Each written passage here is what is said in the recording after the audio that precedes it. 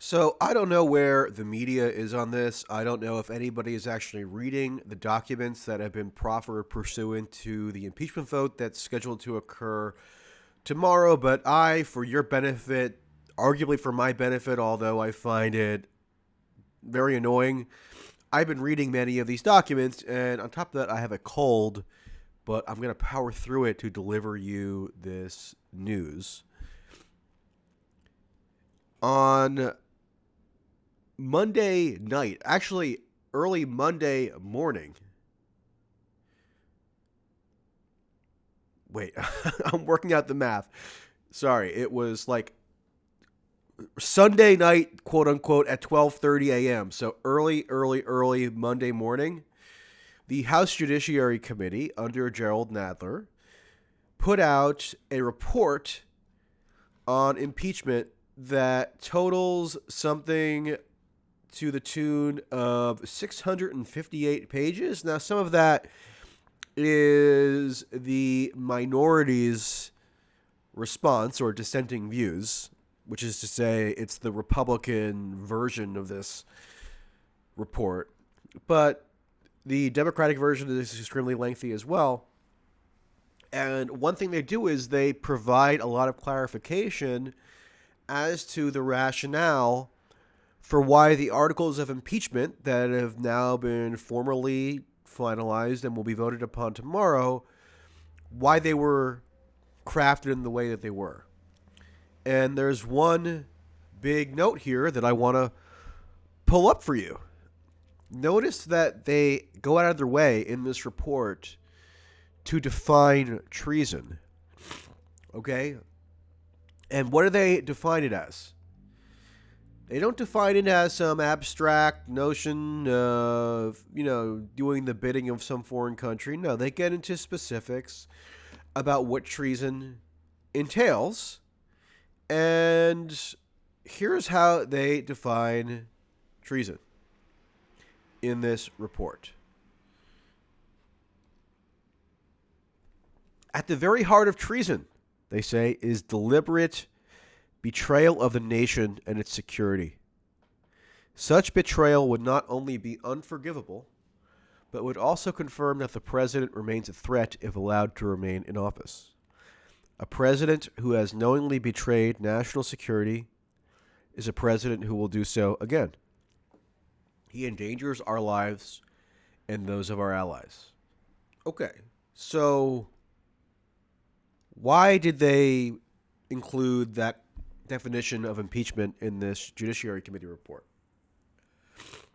Well, in the articles of impeachment, which are much briefer by a huge amount than this report. I mean, the articles of impeachment are just essentially a couple paragraphs. But in the articles of impeachment, it's alleged in the first article that Trump has, quote, betrayed the nation. Of course, nation with a capital N for extra emphasis. And furthermore, that Trump abused the powers of the presidency by, quote, injuring national security. Okay? So what they're doing here is they are forcefully insinuating that Trump has committed treason by using the exact same phrases in the articles of impeachment that they use in their definition of what treason consists of in this 100-page report that few will bother to read. And I found this and I thought to myself, why isn't anybody discussing this? I mean, this is a little bit crazy, right? Never before in U.S. history has any president been impeached on the grounds of treason, or at least in modern history. I'm going to leave aside the Andrew Johnson impeachment because there is a whole dispute about the nature of that. But at least going back to Clinton and Nixon, none of that had to do with the president somehow betraying the nation by dint of his corrupt conduct of foreign policy. But that's what we're dealing with here. And they're kind of just casually asserting that Trump committed treason, but they're kind of too cowardly to say it forthrightly in the actual articles of impeachment, so they sneak it into this massive report, with about a day or two to go before the actual vote. So I guess not many people will notice, but I noticed, and I'm providing this information to you because it seems like it's pretty historically significant. Now, do we feel that Trump should be impeached? I have come down as a no on that question. I've looked at it pretty thoroughly. Okay, but even if you do think that Trump should be impeached, even if you think that impeachment is the preferable or ideal vehicle to impose accountability on Trump, it doesn't obligate you to then say that you believe that Trump has behaved treasonously, because there are impeachable offenses, even those outlined in the Constitution, beyond treason, that would rise to the level of high crimes and misdemeanors. But they decide to throw treason in there because guess what? As I've been documenting, and a few others have been documenting, treason has entered the political ether ever since Trump assumed office, even before. As a result of the whole Russian narrative, Trump then kind of co-opted accusations of treason for himself and would then disingenuously occasionally use the treason allegation against his adversaries. But it was really popularized by Democrats who decided that they would go around and chant treason and accuse Trump of basically subverting the American government at the behest of Russia. And so this is the culmination. It's now in the articles of impeachment. This is now going to be codified for all of history. It's going to be the official sense of the United States House of Representatives that Trump must be removed from office because he behaved treasonously vis-a-vis Russia. Remember, Pelosi said, all roads lead to Putin. She said, impeachment is not fundamentally about Ukraine, it's about Russia. And now we get official explanation in these articles of impeachment that Trump has betrayed an ally, that being Ukraine, in order to serve the interests of Russia. I'll read to you another aspect of this report, another element of this report, which furthers the notion that they are impeaching Trump on the basis of his treasonous activity in relation to Russia. And my nose is just sputtering out fluid right now, but I'm doing this because I aim to please you, dear viewer. Here it is. The Judiciary Committee report states, America has a vital national security interest in countering Russian aggression. And when our strategic partner Ukraine is quite literally at the front line of resisting that aggression,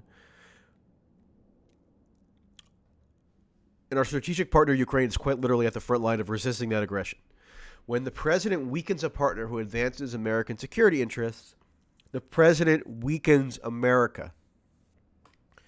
So if you're betraying national security, you're thereby weakening America, and what they do here is they conflate the national interest of Ukraine, or at least the sort of provincial American perception of Ukraine's national interest, with the U.S. national interests, as though they're one and the same. And if you temporarily diminish the ability of Ukraine to fend off Russian aggression, you are ipso facto harming America's national interest because they are inseparable per this logic.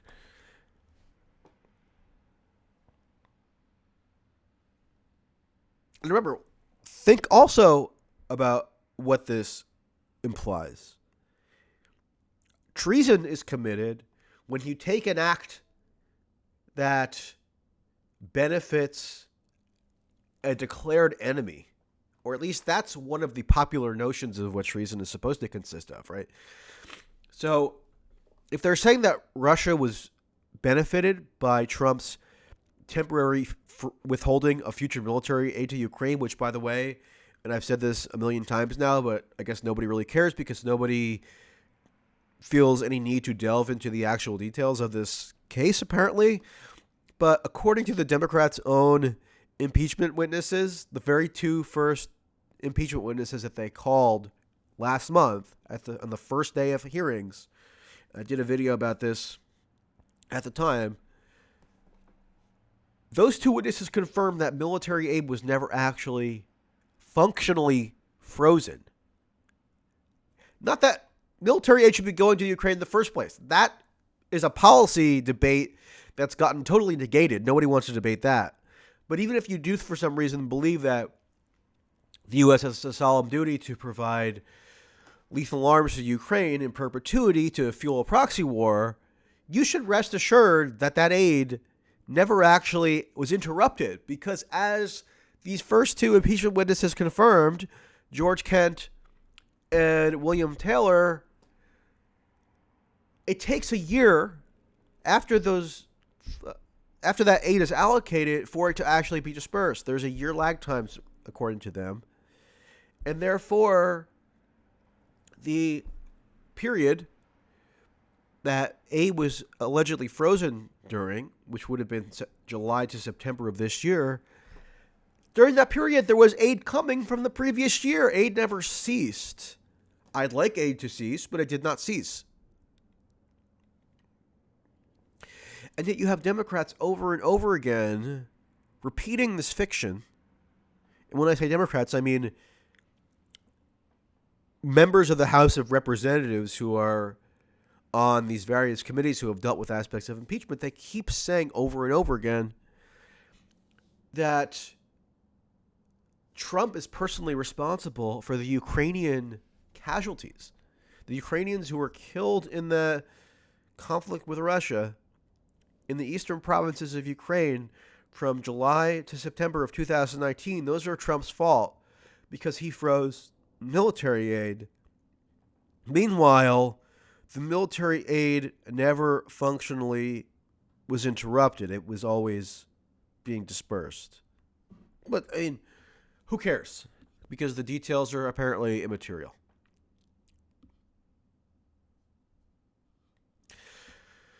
So, that's one aspect of all this.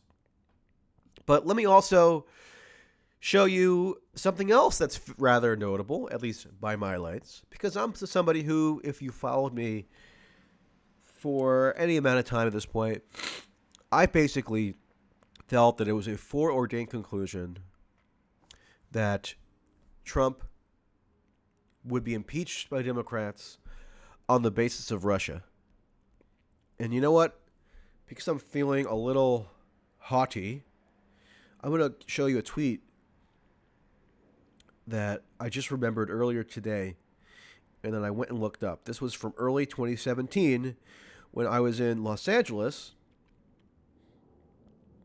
and I went to one of Adam Schiff's town hall meetings. And this was my conclusion after observing Adam Schiff's town hall meeting all the way back in February of 2017, shortly after Trump assumed office, that they were going to impeach him on the basis of Russia. And that's come to fruition. I don't want to brag. I don't want to boast. But I'm just saying. And then sure enough, look at the logic that's explicitly set forth by the House Judiciary Committee in their report justifying the current impeachment effort. Remember when they said it was going to be narrowly tailored to Ukraine? Remember when they said the scope was going to be confined to this self-contained issue of Trump withholding military aid and trying to solicit an investigation into Biden? Remember all that? Well, That's not the case. Take a gander at this little doozy that they included in the impeachment report. The section on page 132, feel free to look it up. I don't know how many people are reading this stuff. I don't know how many members of Congress are reading this stuff, frankly, but, I'll read it. I'll do my part. Page 132.